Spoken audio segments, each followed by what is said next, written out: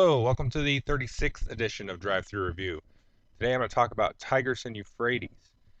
This is a game that I think should probably be in every gamer's collection, probably permanently. Um, I do think this is a gateway game. I think it's if people can kind of get behind the theme, which is sort of like civilization building. I think that I think people can get into it. I played this with my son, who's 10, and he got into it relatively quickly in the first game. So I wouldn't bypass this and say, "Oh no, don't introduce this to new people." Just a little sidebar. That's well, it's not a huge deal, but it's one of the problems I have when people like classify things as gateway games or not gateway games because of little complexities, small complexities that, if explained correctly, are not a huge deal. But So before I get into the gameplay of this, um, I would say this game with Lone Hers and Kalis and Power Grid are probably my sort of topper echelon of games that sort of suck me into this whole world. But so I've already reviewed Lone Hers, and I would recommend checking that out. It's an older game that's no longer in print, so definitely one of those games I think people will like. Those are all Euro games, so if you don't like Euro games, don't bother, I guess. And then Kalis, I'll probably do a review of Power Grid. It almost seems silly to do reviews of these, but like I said, they're my top echelon, so why not? Who cares? Okay, so let me get into the gameplay, and then I'll jump back here. Alright, so let's show you a little bit about how to play Tigris and Euphrates. Alright, so players are going to start off by picking a icon. So you can see that I am the vase player. I'm not the blue, green, red, or black player. And I'll explain what these colors are in a minute. But so I will pick the vase. Somebody else may pick the the bow and arrow. It's also the Democrats and King Richard. So you have 4 tokens here: green, red, blue, black. You get 2 of these catastrophe tiles, and then you're going to draw from the bag 6 tiles of various colors. You'll place all this behind your handy dandy shield, and you'll put any tiles you have as well as any cubes you might collect in the game behind this. So on your turn you have 2 actions. Basically you can do a couple things. You can place one of your leaders. So I may place this here. And now when you place a leader, he has to be adjacent to a temple, and the temples are the red tiles. So if for some reason this gets removed or whatever, then he will come off the board, and you've always got to have a leader adjacent to a red tile or a temple. The second thing you can do is move a leader. So you got to move him from here to here, and that would be an action. So you can either place him or move him. Another thing you can do is place a tile. So I may place this red tile next to the leader, or maybe I would have placed the green tile next to him, or maybe I would have placed a blue tile. Now blue tile has to go on the river. You can see we've got the Tigris and Euphrates river here. Blue tiles can only go on the river, and they're the only tile that can go on the river. You can't place a red or green or black tile on the river. So the blues are somewhat limiting, but they divide the board nicely. So anytime you place a tile like this, you get a cube of that color if you have the leader of that color adjacent to the temple, or the black leader. So if I had this situation like so, and I place this green tile here, now you've always got to place a tile adjacent to another tile or leader, I'll get a green cube, and I'll put that behind my shield here. Now if I didn't have the blue guy there, and I place that blue, then I'll get the blue tile because I've got a black leader, and the black leaders basically are sort of like a wild leader in a sense. They collect any tiles. If I put a black one down, obviously I'd get a black cube. But if I had the blue guy there, oh, and leaders can't go in the river, obviously. So if I had the blue guy there, then I played a blue tile again, I'd get a blue one, etc. So I had the green leader here. Couldn't place the green leader because there's no legal placement, so let's move him. I put that green one, I'll get a green tile. The other thing you can do is you can play a catastrophe tile. And so what that'll do is that'll basically just blow up a tile. You put that there, and then a tile can never be placed there. So it's a sort of calling upon the gods to blow away that region, and that will cause, separation as these civilizations, these little townships grow, and from one kingdom appear down into another kingdom. Oh, one other thing you can do is you can take sort of like Scrabble. You can take up to any of the 6 tiles that you have in your hand and swap those with the bag if you've got an unfavorable set of tiles. So the object of the game is to have the most tiles, in a sense. But it's basically whatever your lowest number of cubes is your score. So it's kind of like Ingenious if you played that.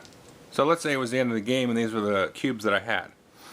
Well, these big ones are worth 5. So I've got 10 black, 6 blue, 5 red, and 1 green. My score is basically 1 because I've got 1 green. You just take whatever the lowest is that you have, and that's basically your score, and you compare that with everybody else. So you're trying to build up all of the cubes relatively evenly. So even though I've got 10 black, that does me no good because I've only got the 1 green. And so this is cool because basically what you're doing is you've got different aspects of civilization. Extremely, extremely abstracted. Now the last thing I want to show you before I talk about some of the player interaction is what happens when you connect these kingdoms. Because you can see, you see the board within these little temple spaces here with the temples and a cube. Now when you collect these are sort of like a wild, so you add this to your lowest score to bring it up. And how do you get that? Well, let's say I place this here, the river, and then this one, and then this one. Okay, now these are now connected. This kingdom here is connected with this kingdom down here. Well, since I've got the green trader here, and this is why the green is important. Remember, the black, he lets you grab resources from whatever I place. So when I would have done this, I would have got a blue and a red and another red. The greens are important because not only do you get green resources when you place green tiles connected to a temple that the green leader is connected to, but when you join up to these kingdoms here, these temples, with the wild cubes on it, then you get to take one. That's how you receive them. So in this case, I would take, let's say I take that temple, or that cube. So I take that, put it behind my shield, and so I got that. Now this is also a timer for when the game ends. And at the moment that there are only 2 temples left with cubes on them, then the game immediately ends, and then you score how many points you have. Now, interestingly enough, red symbolizes the priests, but you'll find out why that's funny in a minute. Blue is the farmers, green is the traders, and blacks are the kings. So basically you've got those different aspects of civilization. You've got the religious leaders, the black or kings to be sort of like politics. Green obviously is trade, and then you got your farmers, your resource gatherers. So any good civilization is going to have to manage all aspects of that. You can't be too warlike to the detriment of forsaking your political government infrastructure, or for the sake of farming resources or trading economy. So you've got to balance all that. So that's where that scoring comes in. So another thing I want to show you is the monument. So if ever on the board there are 4 tiles like this that are the same color, the active player may choose to turn this into a monument. If he chooses not to make a monument out of it, then it's never going to be a monument. And so what happens when you do is you turn these over. This is a pretty neat little thing. Turn all these over like so. Like that. And so this was red. So you can go in here and there's a bunch of these monuments in the box there. You can take that and you can grab a monument that has the color of the tile that it was. So you can see this has a red top with a green base, and this has a blue top with a red base. So I could take either one of these if I want, and then I put that on there. So that any temple that this may be connected to, if I have a leader of that color there, it's going to auto-generate a resource of that color. So now let's say I had this kind of set up here. So I had the green leader there connected to this temple, which is connected to this. So I could every turn, on every one of my turns, I would generate a green resource. Now if I had the red leader connected to this, I would automatically generate that without having to place the tile. So if I had this situation going on, somebody's probably going to want to come in and steal it. So let's take a look at how you have conflicts with other players as these civilizations merge and grow into each other, and as you have conflicting leaders facing off in the game. Now there's two types of conflicts. There's internal and external, and I'll explain those very simply. Okay, so let's say we've got a setup quite like this, where the black vase is here, it's connected to these two red temples. Well, the bow and arrow player is unhappy with the vase player, so he's going to come in and he's going to try to knock him out. So what he's going to do is, and this is a internal conflict, this is the first type of conflict I'm going to show you. He's going to go ahead and place that arrow there, the bow and arrow there, and it's legal because it's next to a red temple. So now we've got a conflict. And the bow and arrow guy made a dumb move, and I'll show you in a minute. So what we're going to do is, basically, bow and arrow is attacking the vase. So right away, vase has 2 points, because it's connected to two red temples. And the bow and arrow only has 1 temple. Okay, so that was dumb. Bow and arrow should go there, because now he's going to have 2 temples to vase's 2 temples. Now at this point, the bow and arrow player needs to discard any number of red temples to attack and add to his attack value to the vase. So in this case, let's say he just chooses to discard 2. So now he's got 2 plus 2 is 4 to 2. Now vase can respond to that. Now all he has to do is tie the bow and arrow, because tie goes to the defender. So in this case, let's say vase has 2, he discards them, and then that attack fails and he goes back off the board, and the bow and arrow player has wasted an action for that turn. Now, the winner of this battle will get 1 red cube. So basically, in this case, the bow and arrow guy basically just gave the vase guy a free point. Now, if he had won, let's say vase didn't have any tiles to discard, so he'll get removed off of there. Now he owns that, and he's got 1 red. Now let's look at an external conflict. In this case, we're going to have vase attack bow and arrow, so it's vase's turn. So what vase is going to do is he's going to play a tile here. Now these 2 kingdoms have connected, but now we've got a problem, because now we've got the same color leader in the kingdom. We can't have that. So what the vase player is going to do is he's going to take this tile, it's just a little handshake. So it's going to put that over that, because this is the tile that you place that connects the 2 kingdoms is not considered when we consider the battle. Now instead of worrying about the red tiles that the players are connected to, we're going to worry about the total tiles in the kingdom before placing the connector of the color of the leader that are in conflict.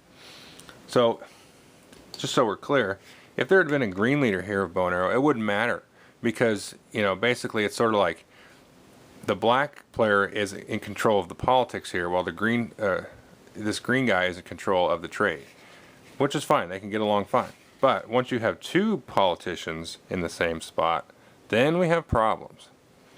So what you do is you take all of the tiles that are in the kingdom. They don't have to be adjacent. So like if black had this one up here, it was still in this kingdom before he placed that. So he's got 3 points, 1, 2, 3. Whereas the bow and arrow only have 1. So that's a pretty shrewd move by the vase, because he's already got a 3-to-1 advantage. And then you do the same thing, but you discard the tiles of the color of the leaders. So in this case, vase would discard first. Maybe he'll discard 1, so he's now at 4-to-1, and bow and arrow can't cover that, so he's not going to bother. So now what's going to happen is the vase is going to get 1 black victory point, 1 cube, like that, for winning. And then the losing side is going to blow away the leader and the supporter tiles are all going to go away. So he's basically knocked him off the board, destroyed any tiles that were there, and then you go from there. Now it's possible to have more than 1 conflict when you do this. If there had been a green here and a green there, then then the active player gets to choose which order we fight. So if you blow it away, and then there's no longer a conflict between the other 2 leaders, then it's done. There's no more conflict. So this part's kind of interesting, because you're trying to build the diversity of colors that you're gathering, but you're also trying to build a good sort of base of defense for your existing leaders. So you want to start off and have a fair amount of the supporting colors to support your leader's color. But you also need to keep in mind that you need to keep these red tiles to resolve the internal conflict. And it's funny because the religion one is the war one. And that's pretty much the game. And the games are gonna play really differently. It plays well with 2, it plays well with 3, and it plays well with 4. And the ebb and flow of the games are really going to change based on the tiles that people have and in the approach that they take. Are they aggressive? Are they going to sit alone and try to build up an engine? Or then they're going to go out? Are you going to be constantly attacking? Maybe you've got a lot of these red tiles to start with. You're going to be a little bit more of the aggressor. It's a really fun game. All right, so hope you enjoyed the overview. I like this game. Like I said, it's in my top echelon. Uh, it starts off like other Civ games where at the beginning you're just kind of mealy-mouling around, kind of getting resources. Everybody's kind of spread out. You can do some early attacking, but as the game grows and becomes more sort of complex, and there's more tiles everywhere, and maybe there's some monuments scattered around, then you've got some bigger moments that happen in the game. And there's something weird about this game, and Kinesia gets whatever criticized for not having having pasted on theme in his games. I don't think this is one of them. I think this one actually fits the theme really well, and it almost feels like you're playing back in the time period. Um, because it's abstract. So a game where you're rolling dice and doing stuff like that doesn't mean a game automatically has theme. Theme is not just, artwork on the pieces and then you're rolling dice to, whatever. It seems like thematic games always have dice rolling. Why is that? Doesn't make sense to me. Rolling dice is not part of the theme. It's just rolling dice. Dice are a tool. They're like deck building. Deck building is a tool. Auctions are a tool. The theme is you get to the theme by having a theme, and the theme is there, and the mechanics should fit the theme, not just artwork. So this theme works. You've got the different leaders and the colors. They don't do anything different from each other, so that's not really thematic. The I guess the black leader, he's the politician. He's like the government. So he's got his feelers in all the different areas, so he's able to collect those cubes. And you know the red one is he doesn't really do anything special, but he's kind of associated with the red tile. And the green one allows you to grab the wild, not colored cubes, which is sort of a trade thing. And the blue one can go, he goes with the river, but they don't really do anything specific. The leaders, the tiles work a little differently, but the leaders don't. So maybe I contradict myself. Maybe that is very thematic. It is thematic that the leaders of the same color can't be in the same connected kingdom, but two different players can have two different color leaders in the kingdom as sort of a symbiotic relationship. It's not really symbiotic, but I mean, for an abstract game, which this pretty much is, there is quite a bit of theme, in my opinion. Um, but I think because it's abstract, it feels ancient to me. It feels like when I play this game, and this is part of the artwork, to be honest with you, is the artwork is very ancient. It's very Babylonian, Sumerian kind of type of thing. So there is some theme there. It's not like gaudy, just gopped on theme, but the mechanics all support that. So anyway, but like I said, back to my original comment about this being a gateway game. Just you got to. I think this is a good one. If somebody is into, historical things, or something, or into religious type of things, maybe they're a biblical person or something like that. I think this is a game that, depending on the personality, could fit that. And there's not a whole lot of rules to learn and things like that. The internal, external, you got to kind of explain that correctly. Internal is always red, external is always color, and then you just divide everything based off the handshake. So I think this could be a good gateway game. And I think gateway games, you have to, if you want to play a game with somebody that doesn't game, you've got to find the theme that fits their personality. So like if you were gonna, I wouldn't, some accountant, bookish type person, you know, depending on who they are, you wouldn't necessarily introduce them with Stone Age or something. They might think it's silly. But if you showed them a choir, Airlines Europe, that might be something that they would like. it's going to up their alley. It might seem too much like their work, but you know. So anyway, good game. Thanks.